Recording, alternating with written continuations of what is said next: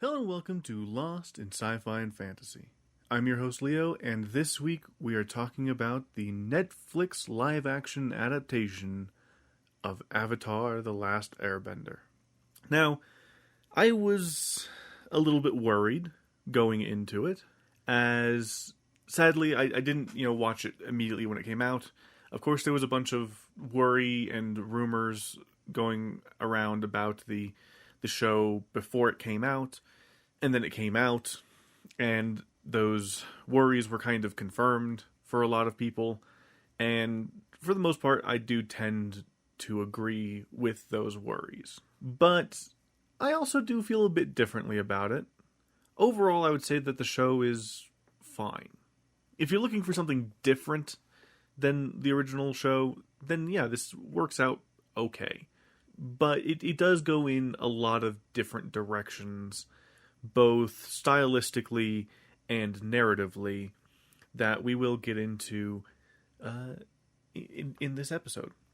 But before we get into that, let me remind you that over on the RPG Hangout podcast feed, wherever you listen to podcasts, I am doing another challenge.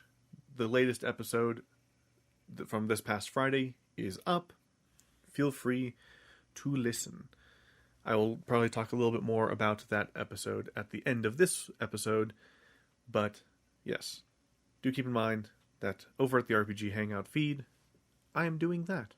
With that said, though, let us go ahead and start diving into the live-action Avatar series. So, it is 8 episodes long. Each episode is around an hour. The first episode, being the introductory episode, is a little bit longer, and I will say you feel it a little bit. You like right around the time that you feel that an episode break would be kind of nice. It continues, but yeah. So the first episode actually starts in a very different way, setting the tone for how at least the writers feel that the show's going to be tonally, and that is a hell of a lot darker. This is what you could probably consider a gritty reboot of Avatar: The Last Airbender.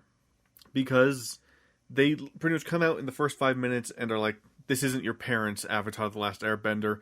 People are gonna fucking burn. And indeed they do. Starts with a guy running through the streets carrying a message. It turns out he's an earthbender, and the message he's trying to send off is a warning to the Earth Kingdom that the Fire Nation intends to attack, specifically the Earth Kingdom. And so, there's the thing. The messenger gets captured, but the message gets sent out. And he's taken directly to Fire Lord Sozin, because this is actually during the first Sozin's Comet, when Fire Lord Sozin began the war. And he explains to the messenger that, perfect, that's exactly what we wanted to happen. We want everyone to think that we're going to attack the Earth Kingdom right now, so that's good. What's going to happen is they'll pull all their soldiers back to the Earth Kingdom's borders, and they'll ask for help from the water tribes and the air nomads, and they'll all go fleeing or heading to the Earth Kingdom to, help defend them, which will make it easy to just kind of go through and round shit up. So, and then he straight up fries the messenger. So, yeah. Then it cuts to Aang, which this episode is titled after, and he's hanging out at the top of the building when Monk Gyatso calls him down, and the thing that upsets a lot of people is that Aang tends to like to fly around a lot without his glider. In fact, why they added the glider in is kind of a question, because it doesn't really serve much of a purpose in this show. And yeah, you don't tend to see a whole lot of it. But yeah, this is one of the scenes I saw going around when the show came out, and I was like, oh no. Because one, it looks goofy as hell. Really, I think it was supposed to be kind of like a whimsical thing to help undercut the tension and everything brought on by the Fire Lord scene. but it looks goofy as hell, and it just doesn't work, sadly. But we move on. So Monk Gyatso is telling Aang about the comet festival thing that's going on, and how all of the other airbenders and air nomads are coming to this temple to celebrate. All of them in one convenient place. And it turns out that Fire Lord Sozen's first target to kick off the war is the Southern Air Tribe, or Southern Air Nomads. And, well, conveniently, all of the other ones are there too. Gyatso has a nice conversation with Aang about the fact that he's the Avatar, and he breaks the news that Aang is the Avatar, and tells him that he needs to go and learn the other elements. Aang is obviously distraught, he has trouble sleeping that night, and of course decides to flee. Ends up caught in a storm, and as he's fleeing, the Fire Nation just so happens to attack, and absolutely devastates the airbenders.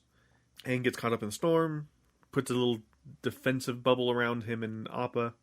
Then it cuts to Katara and Sokka. Specifically, Katara is trying to waterbend. In this version of the show, she isn't as good with waterbending as she is in the animated series. In the animated series, she's practicing and whatnot, and she's able to get things to move around.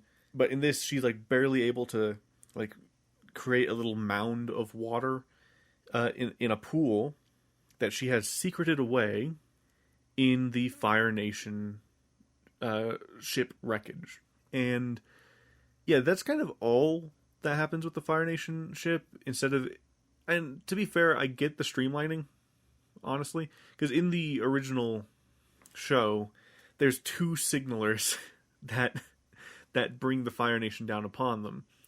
There's Aang's Awakening, which sends out the beam of light, which gets them going in a direction. But then there's a second signaling when Aang accidentally sets off a flare inside the Fire Nation ship.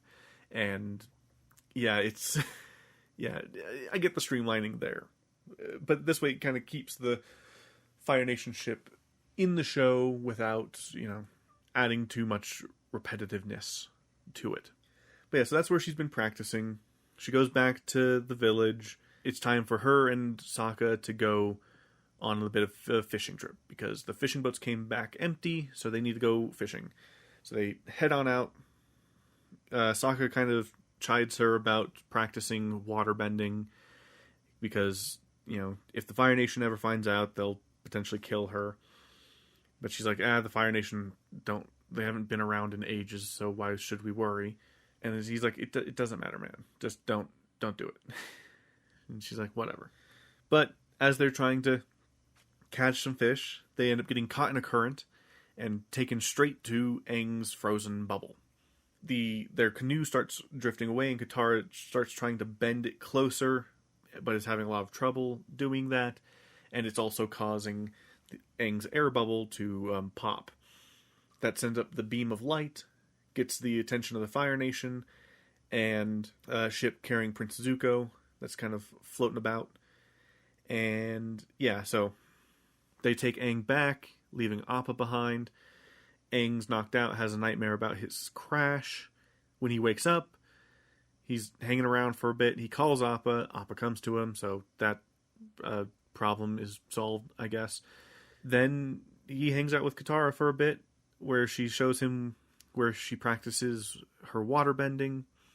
Aang, well, it's actually after Aang learns that he's been stuck in the ice for 100 years, and that the air nomads have been wiped out. And there's a nice inclusion of the original, intro sequence where Katara gives the whole, everyone lived in harmony until the Fire Nation attacked thing. But it's told by Gran, which I like. But yeah, so after that, she takes him to where she waterbends. But as they're looking out, they see that the Fire Nation ship has arrived. uh-oh. Sokka wants to give him up immediately. Katara convinces him not to. He goes one-on-one with Zuko, fails hard.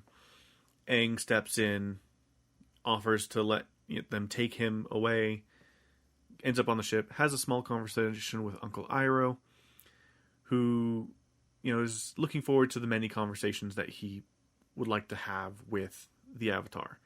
But Aang uses his airbending super subtly, as if it were like the Force, steals some keys off of a guard as the guard's leaving, and then just leaves. He ends up in Zuko's room, takes Zuko's notebook, because it turns out Zuko is a massive fucking Avatar fanboy in this version, kind of.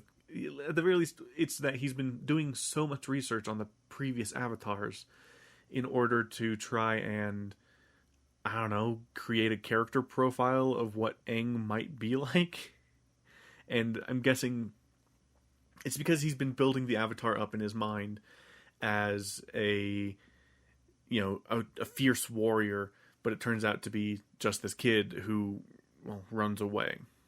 And yeah, that's exactly what Aang does. He flees, gets saved by Katara and Sokka, and then they leave. And specifically, they leave to the Southern Air Temple, where Aang sees Monk Gyatso's corpse and is devastated.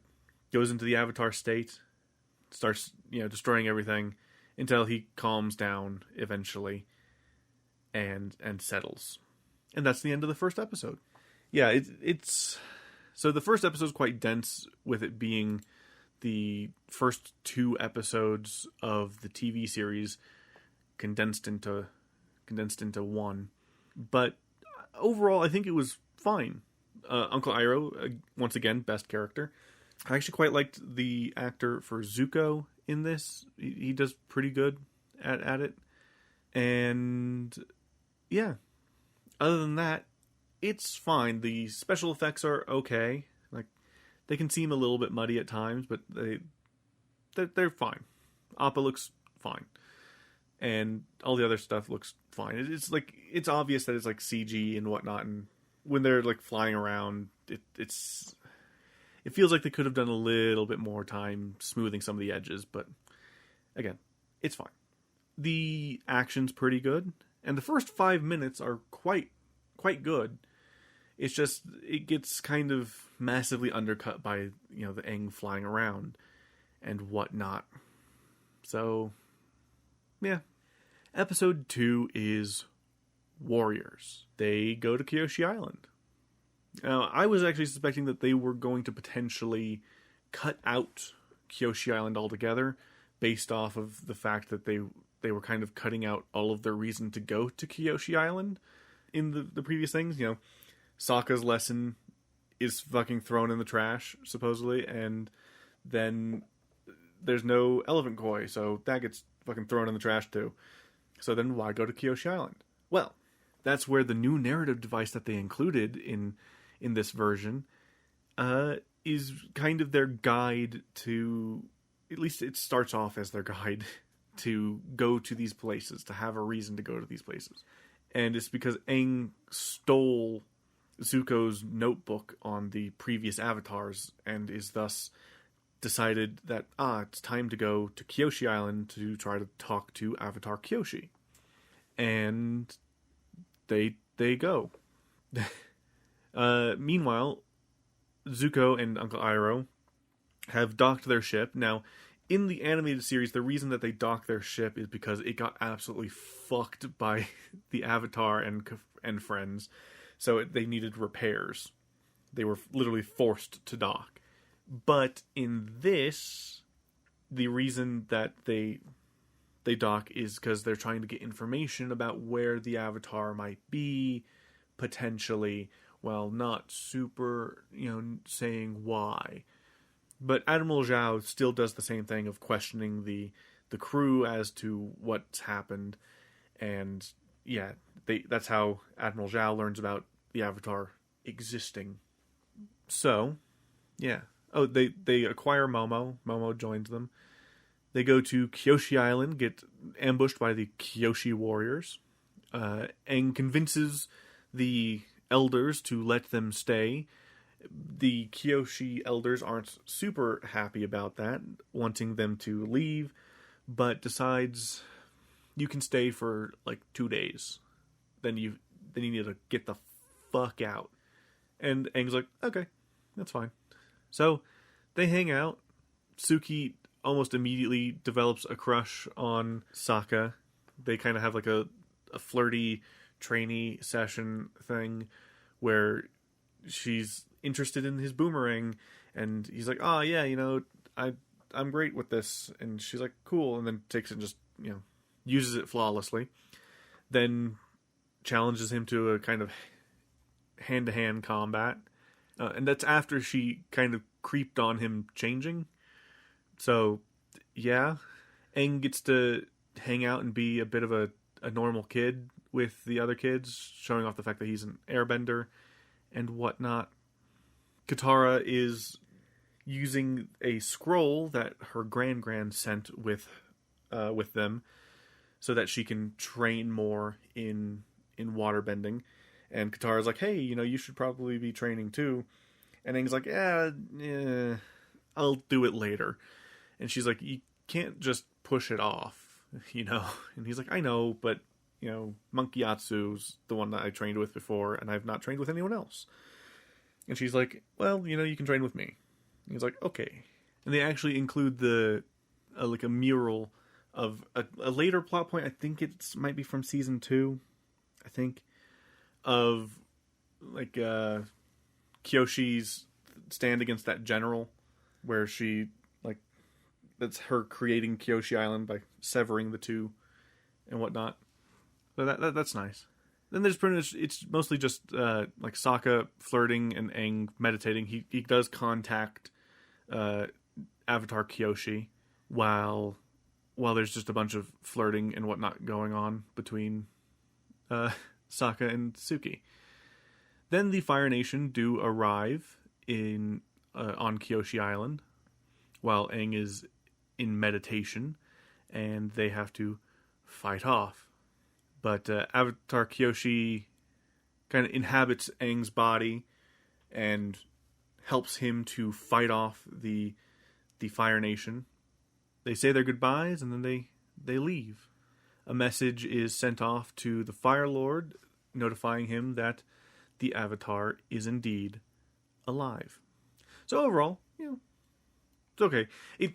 It's taking the one Kyoshi story and just stretching it, but it does try to give a bit more room for the relationship side of Suki and Sokka, but it does strip away the original meaning behind their relationship, and the fact that it was supposed to start off a little bit rocky and arm's length, but then they grow closer.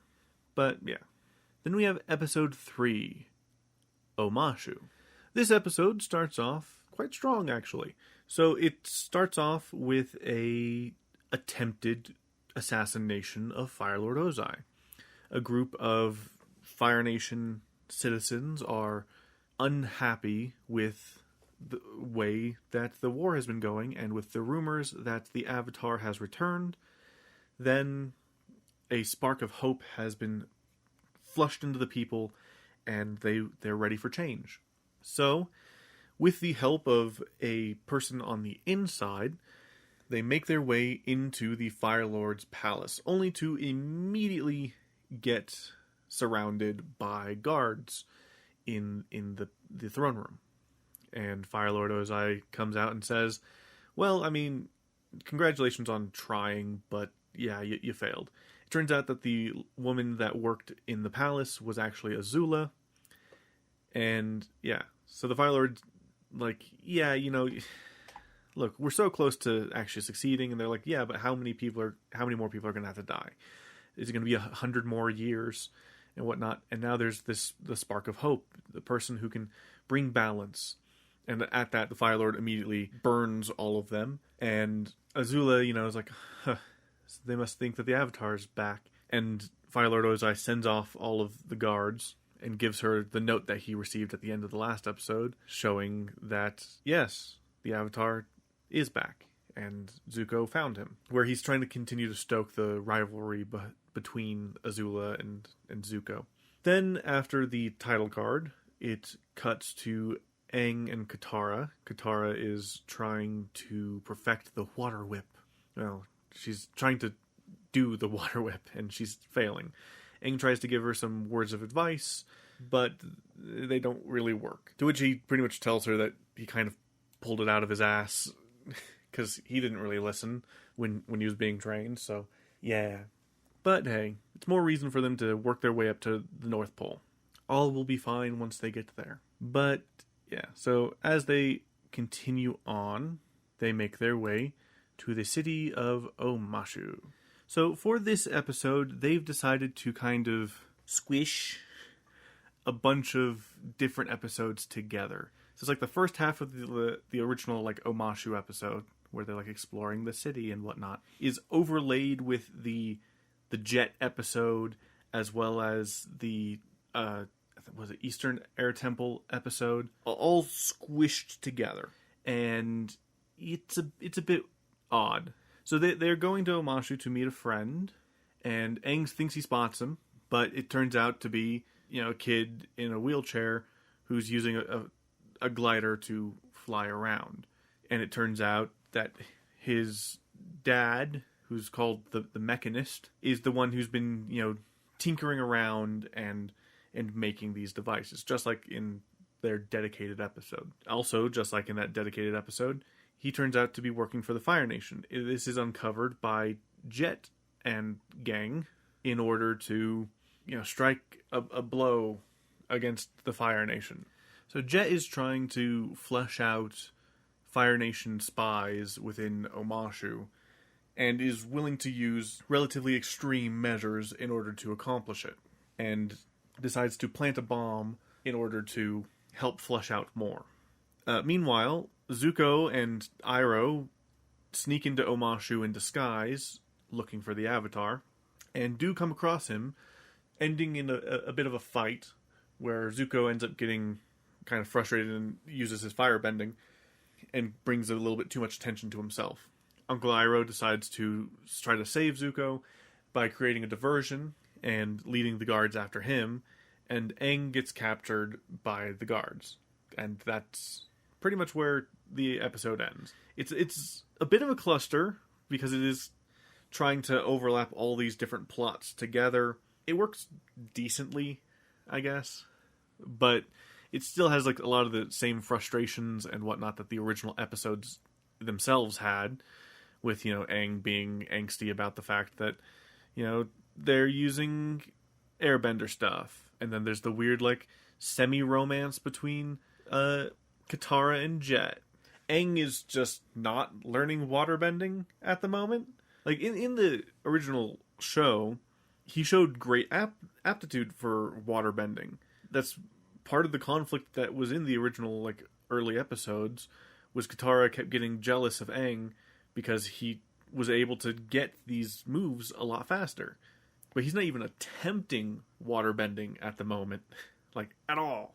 So, yeah, it's a bit weird, but, yeah. Anywho, on to the next episode, Into the Dark. So, this episode opens where the previous one left off, with Aang imprisoned, because they believe that he started the fires. He sees that Uncle Iroh is also imprisoned, and they have a bit of a conversation about Prince Zuko. Aang believing that he's super selfish and whatnot for abandoning his uncle, while Uncle Iroh believes, that he that's not really the case. And it also shows that Zuko has taken down a Earth Kingdom guard and has donned a military outfit in order to try and rescue his uncle. This also partially continues the storyline with the Mechanist and Jet a bit, not a whole lot. Aang is taken to the king, while Sokka and Katara end up in the Cave of the Lovers, which was its own episode and was, continuation, well, technically part of the sparking and continuation of the romance between Aang and Katara, but in this version, Aang's not fucking there. Yeah, they solve the riddle just by turning off their light, and love's brightest in the darkness. So no passion, no romance or anything in this scene. Okay. Yeah, not great, I will say. Uncle Iroh is carted away, and it kind of goes back and forth between scenes between King Bumi and Aang, as they're trying to fight. Like, Aang's trying to fight for his freedom, and we get the flashback of how Prince Zuko was exiled and got the burn on his face. Other than that, that's kind of it. So, and there is the twist that King Bumi is the one that, it's the same twist as the show, except for in this, it's that the identifier for King Bumi is the fact that King Bumi made the whistle, I guess, for Aang. And the Mechanist's story arc is kind of brought to a wrap as he tipped off the king to a attack that was coming to Omashu. But Zuko does help his uncle escape as well, and so they go off on their journey as we go into the next episode, Spirited Away. This episode is a bit simpler, pretty much being the just an extended version of the one episode. Like, it's kind of silly that they decided to mash like 4 different episodes, 4 or 5 different episodes between the last 2. But this one they decided to just kind of let be its own thing, expanded. So they notice a large swath of burned forest and decide to investigate and come across a small village that is being hounded by a spirit at night. So Aang decides to go into the woods and finds a bear statue, and he begins meditating. And he goes into the spirit realm. Though this time it would seem that Katara and Sokka are joining him, and they talk to a giant owl. They go wandering through the woods and get separated in the spirit world and end up having their own, like, kind of visions and whatnot. Actually, this is kind of similar to the swamp episode, now that I think about it. But yeah, so we get a flashback of when Katara's mom died and when their dad left from Sokka's perspective. And Aang talks to the spirit with many faces. I think his name's Ko. And has a conversation with Gyatso in the spirit realm. The Zuko plot is that they hire a bounty hunter to help them track down Aang and the crew, and that's pretty much their side of the plot. During that, Aang flies off with New Direction to go have a meeting with Avatar Roku, and that's the end of that episode. The next episode is called Masks. Admiral Zhao has been upgraded, now he's Admiral Zhao. Before he was like Commander Zhao, I think, but he has been promoted and is now been put in charge of Avatar operations. And Aang flies his way to Avatar Roku's temple. He gets confronted by the temple's priests, but is able to have his communique with Avatar Roku. Roku decides to try and reassure Aang about his role as Avatar, stating that he is to become his own Avatar. While the advice he was given by Avatar Kyoshi, which was to become a warrior, Avatar Roku suggests that he, come into his own. Though he does kind of need to do it relatively fast.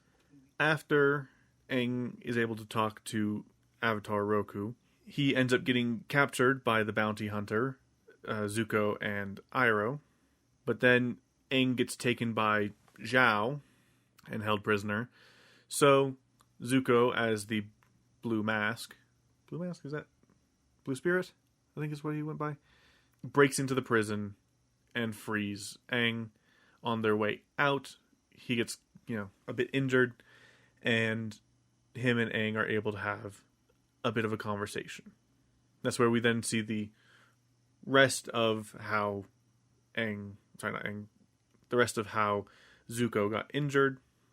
Aang escapes and is able to help Katara and Sokka. Yeah, so this is yet again, like, they tend to be kind of merging a lot of smaller plot points together, and it does get a bit tiresome to talk about, especially since, like, they keep a lot of the stuff the same, but they tend to drag things out a lot longer with conversations, which I can see as a, like, fleshing out method for the show, but it does tend to, well, especially when they completely screw the plot points, especially when they tend to screw the plot points by doing this narrowing, like with the Cave of Lovers, like a couple episodes back. Like, it just kills a lot of the stuff, and it is condensing a lot of stuff down. And while it is kind of getting rid of what I would term as, like, filler from the previous things, or at least incorporating those plot elements, whatever few there were, into other episodes, I don't know, I feel that this would have benefited from not trying to push each episode to be as close to an hour as they could get. So, I don't know. I do like the fact that, I haven't really mentioned it, but throughout, they have had, like, some more Azula. We get introduced to Azula earlier, because previously she was, like, barely spotted in the first season, fully introduced in the second season, and whatnot. So this gets her more involved in the plot earlier on. And there's also May and Ty Lee. So that's nice. So that is a nice thing. And again, Uncle Iroh is great. But now we get to episode 7, the penultimate episode, The North. So this is pretty much just, hey, they made it to the North, finally. With a lot of them trying to, be taught waterbending, Sokka flirting with the princess. Aang is granted the right to train. Katara is sent to learn healing. Though this time she's a lot more positive about this. In the animated series, she was a lot more mad about not being taught, fighting waterbending. But in this case, she's a lot more positive about that situation. Aang contacts another previous avatar, one that we actually, I don't think, see or hear much about at all in the animated series. So I'll give the show props for that. As, again, it's not really, since this time in this show, a lot of the driving force is him trying to meet the previous avatars. It does kind of lead into the potential of, more previous avatars that we've never seen before. But of course, this is all leading up to Katara wanting to join in the fighting, the more fighty class. She fights Paku and loses, but everyone's impressed by her skills during the fight that it kind of gets brushed over. So she pretty much learns the lesson that she doesn't need anyone's approval to, fight if she wants to. So, plus she seemed skilled enough anyway. Which would have been sold a little bit better if she was shown to have more skill or something. I don't know. I feel that technically this show should have gone the opposite direction than it did. Because in the animated series, yes, she has some difficulty getting specific techniques down, but overall she is highly skilled. In this, they make it to where she doesn't really learn much, and then boom, she's skilled. It would have been better if she was a lot more skilled earlier on and been, able to grow. Especially since they had the plot device of the scroll already just being in her village. Where in the show, they steal the scroll and they find scrolls and whatnot here and there. But it would have been more interesting if they had her be a little bit more skilled earlier on and actually have Aang trying to fucking learn. Like, mostly he just kind of hangs around and talks. But anywho, the episode ends with them noticing that soot is falling from the sky. And thus we enter the finale of this season, Legends. So the Fire Nation have arrived in the North Pole. Aang and crew assault a Fire Nation ship, I guess as recon, but then they go back to the city where they're, preparing their defenses and getting ready for the invasion. Then Aang is warned by the waterbending avatar of the fact that his knife is near. A knife made of materials from the spirit world that is currently in the possession of Admiral Zhao. Admiral Zhao seeks to kill the moon spirit. He does not want to kill the sea spirit because killing the sea spirit would kill all of the waterbenders, supposedly. But he does not plan to do that. He just plans to kill the moon spirit, which I guess would deprive them of their powers, is kind of what's implied. And this episode does have some cool things going on with it, kind of going, because of like all the soot and whatnot, it kind of goes black and whitey. Plus, it goes super red, like it does in the show when he stabs the fish. But for the most part, it does follow the plot of the finale of season 1 pretty closely. Where pretty much there's a mad dash for the fish. Zuko goes in to try to take Aang. Yeah, except for Sans Zuko actually getting Aang and going off into the snow for a bit. Aang takes on the spirit and completely wrecks shit, wading through, taking on the Fire Nation and whatnot. Yue sacrifices herself, and generally things are rough. So it wraps up with Katara being gifted the water of life from Pakku, and everyone getting ready to set off on the next leg of their adventure. It cuts to Fire Lord Ozai and one of the priests having a discussion where it is stated that the battle at the north was lost, and Fire Lord Ozai says, it's fine. I didn't think it was going to succeed anyway. So it's, plus it wasn't our main thing anyway. Showing that Omashu has fallen. And the person taking the lead is Azula. After Fire Lord Ozai's told that there's a chance that Prince Zuko might have died, he's like, if he's strong, he will have survived. If not, it's fine. And then, with a little tease at the Sozin's Comet. So there we go. Overall, this series is okay. It's a bit of a muddled mess, for sure. And I do agree with the review that was released, at least partially, that in a way this makes the Shyamalan version look a bit better because it's a lot shorter. This could have they could have cut a lot of those plot points out and it would have been fine.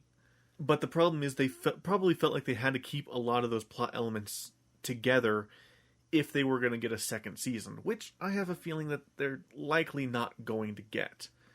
See, a big thing about this was that, they were going to see how it went, but then the creators of the show, Like, the original animated series dropped out of this project, went back to Paramount in order to work on, like, actual animated sequels and stuff to do with Avatar.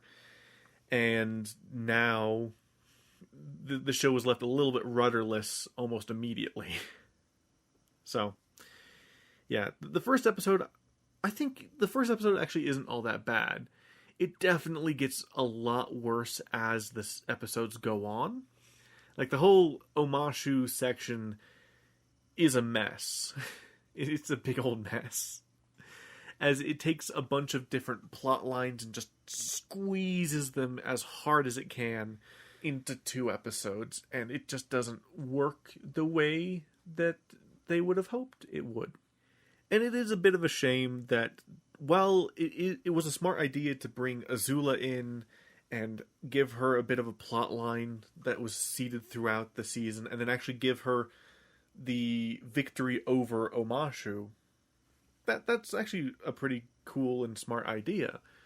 It's just a shame about the rest of it, though. The action's good.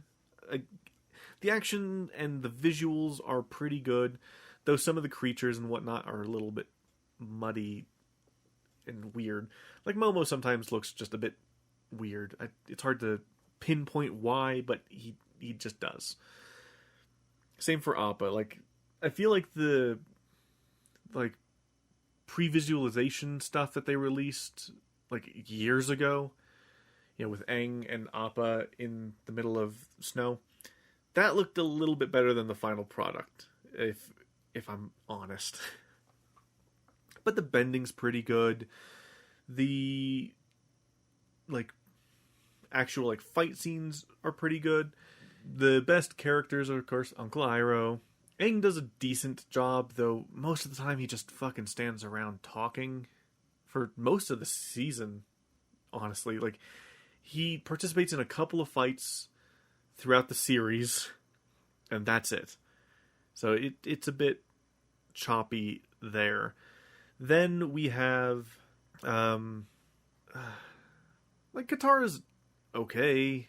Zuko's pretty good in this season. Azula's pretty good. Fire Lord Ozai. Fire Lord Sozen, when we got to see him at the beginning of the first episode, really good. Like, a good villain is great.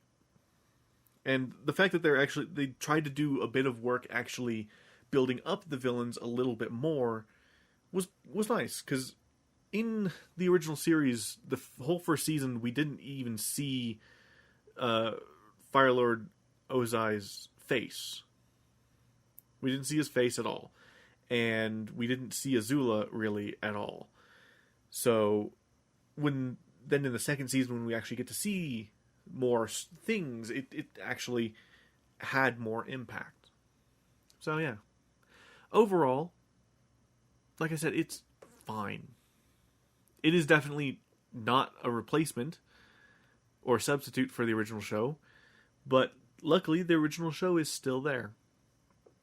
And I really don't think that this is going to get a sequel. Do I recommend watching it? If you're extremely invested in the original show, no. Don't. It'll probably piss you off 9 times out of 10. Or I guess 7 times out of 8. Because most of it is rough. With this is going to be a bit of a weird comparison, but it does kind of bring to mind the first Percy Jackson film adaptation, because it has the bare skeleton of the plot with things kind of rearranged and tweaked here and there, and then the main kind of driving force for the entire thing has been shifted, which is very similar to the plot of the first Percy Jackson movie, where the whole reason that they're going around the country is to get the pearls to be able to get out of the underworld. That's the kind of the main driving force of the actual quest part of their quest, is that they have to get the pearls in the movie.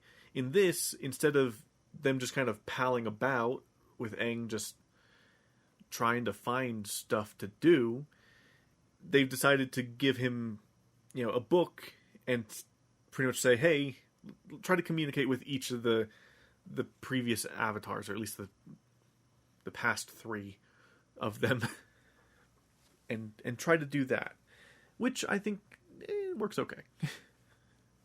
It works okay, but if it gets a second season, they're definitely going to have to make better choices, I think, with how it goes. But anywho, yeah, so if you're not super invested, give it a look in. It's a bit of an oddity. It's something that you can look at and be like, it's fine. It's 8 hours, which can be a bit dragging at times, but it's not the worst thing I've watched. So, there's some positives. I will also say that the whole costuming, for the most part, works out really well. Yeah, the costuming I really liked. Oh, but with that, let's talk about what you shall be hearing in the RPG Hangout feed with what the challenge is going on. So, I had stated previously that the first game is going to be Final Fantasy VII Rebirth. But the thing is, Final Fantasy VII Rebirth is going to take me a while. So it's not going to be a, all-in-one episode thing. It'll be a progress update thing as I do it. In the meantime, I will be doing smaller games. I had stated this previously, and my intent was to do Tomb Raider, but I had to do a quick shift as this week has been a bit hectic. So instead of Tomb Raider, it's going to be a smaller game. It's an RPG. It's called Cat Quest. So that's going to be the other thing, along with talking about how far I got in Final Fantasy VII Rebirth. Exciting times. But feel free to check that out on the RPG Hangout feed, wherever you listen to podcasts. And with that said, next week on Lost in Sci-Fi and Fantasy, next week on this podcast, we're going to be shaking it up a little bit, doing something a little bit different. We're doing an anime. And it's probably not an anime you're thinking of. I'm going to leave that as a little bit of a teaser. But it's going to be fun. I'm looking forward to it. But we'll talk about that next time. Thank you guys so much for listening. If you guys liked this and you're listening on YouTube, feel free to give it a like, comment, and subscribe. Feel free to also comment below. Otherwise, if you're listening to it on any podcast catcher of your choice, feel free to rate and review it and share it with your friends. But with that said, once again, thank you guys so much for listening, and I will talk to you guys next week. Goodbye.